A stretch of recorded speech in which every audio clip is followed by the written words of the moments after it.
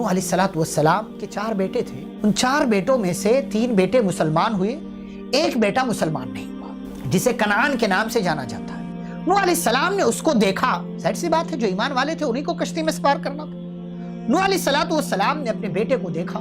ونادى نوح ابنه وكان في معزل. کیا کہا؟ یا بنی ارکب معنا, بیٹے آجا ہمارے ساتھ سوار ہو جا. ولا تکن مع الکافرین, کافروں کے ساتھ مت رہے. اب تو مان لے میری بات, اب تو مسلمان ہو جا. قال سآوی الى جبل يعصمني من الماء.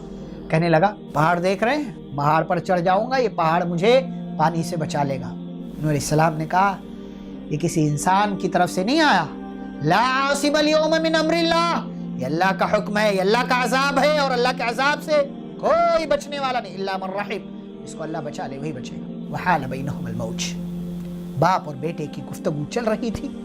اسی دوران ایک موج آئی, اور موج باپ اور بیٹے کی گفتگو کے درمیان حائل ہو گئی, آڑ اور رکاوٹ بن گئی. فکان من المغرقین, اور باپ کے سامنے نافرمان بیٹا پانی میں ڈبو دیا گیا اور اس عذاب کا شکار ہو گیا. قوم کے لوگ ڈوب گئے, ساری قوم کو تباہ و برباد کر دیا اللہ تعالیٰ.